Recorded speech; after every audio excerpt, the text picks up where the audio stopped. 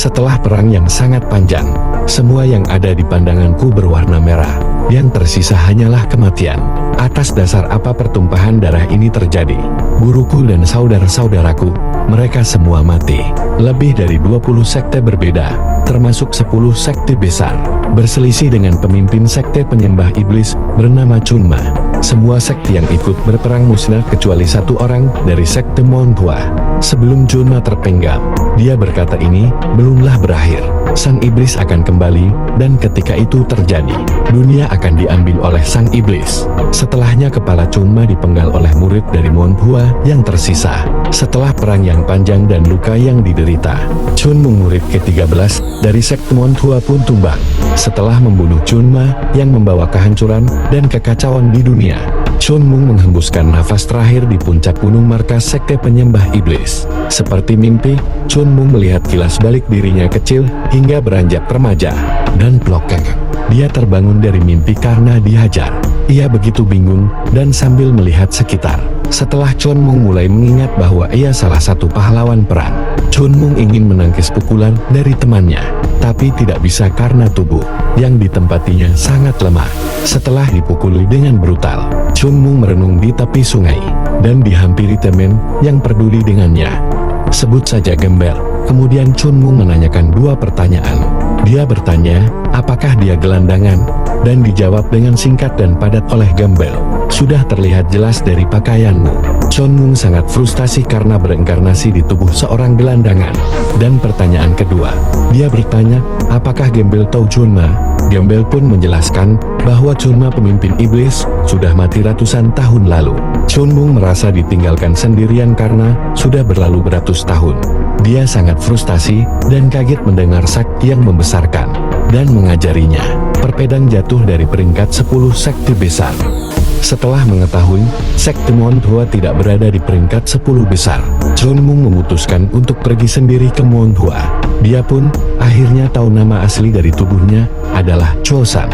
Chunmung pun berlari untuk menuju ke sekte Monhua, tapi tubuhnya yang lemah membuatnya kesulitan. Dia pun mulai berpikir untuk melatih tubuhnya. Teknik pertama yang akan mulai dipelajari adalah teknik dasar seperti equilibrium atau keseimbangan, dan mulai membentuk dantian. Oh ya, dantian itu tempat di bawah perut sebagai pusat energi atau lautan Qi. Chunmung melanjutkan perjalanannya. Saat tiba di desa, Chunmung diberi salam hantam dari gelandangan senior setempat, lantaran mengemis tanpa laporan terlebih dahulu. Bertiga senior dengan mudah Chunmung kalahkan dan tunduk kepada Chunmung. Chunmung menanyakan jalan tercepat menuju ke sekte Monhua, tapi para gelandangan ini tidak tahu.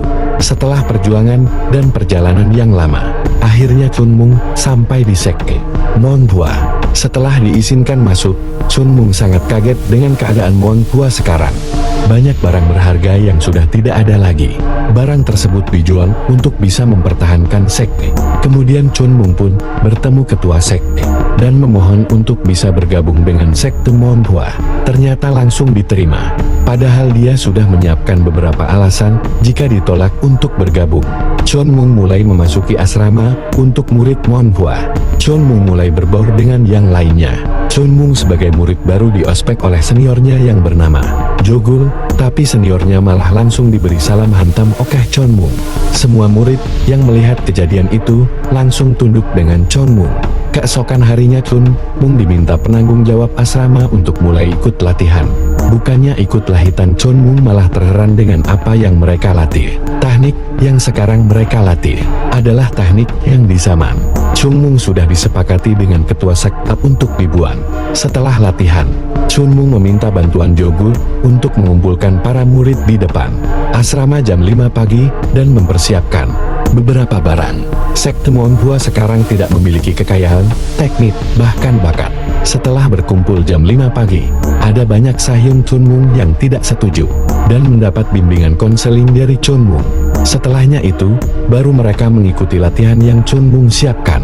Saat instruktur mereka datang ke lapangan latihan, Seluruh murid terkapar kelelahan di tanah. Instruktur latihan atau dipanggil Sasuk besar pun heran. Kenapa kondisi semua orang sampai seburuk ini? Dia lebih terheran-heran melihat Chun Mung sedang mengangkat batu yang sangat besar. Sasuk besar bertanya kepada Chun Mung tentang apa yang sebenarnya terjadi. Chun Mung menjawab, ini semua hanya latihan kecil di pagi hari. Murid lainnya tidak bisa berbicara yang sebenarnya karena takut dengan Chun Mung. Chun Mung meminta waktu ke Sasuk besar selama 1 bulan. Perubahan besar akan terlihat selama sebulan ke depan. Para senior keberatan dan akan mengadu ke Sasuk besar, tapi di hadapan Chun Mung para senior itu pun gemetaran. Setelah latihan yang begitu berat, bahkan menggunakan sumpit untuk makan saja sampai gemetaran. Jogul didesak para juniornya untuk bilang latihannya terlalu berat ke Chun Mung. Namun Jogul menolak.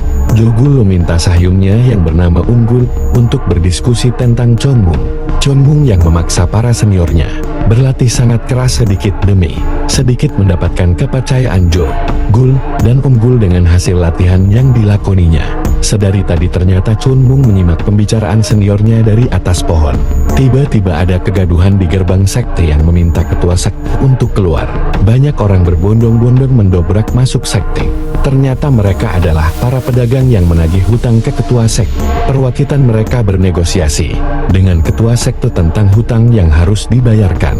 Mereka memberikan waktu 7 hari untuk melunasi hutang dan jika tidak, maka mereka akan menyita kuil sekte Monhua. Chun Mung yang mendengar hal itu sangat terkejut. Chun Mung menanyakan perihal ini ke Jogul dan temannya. Menurut teman Jogul, perwakilan penagih hutang tadi adalah pemilik pavilion Taihua. Oh ya, pavilion itu seperti organisasi dagang. Sedangkan menurut Chun Mung, di masa lalu pavilion Taihua adalah organisasi dagang milik Monhua. Chun Mung merasa ada yang salah. Chun Mung pun berinisiatif untuk memata-matai para pedagang yang menagih hutang. Si sebuah kedai para pedagang sedang membicarakan soal negosiasi tadi. Mereka merayakan keberhasilan akan menyita kuil sekte Monhua.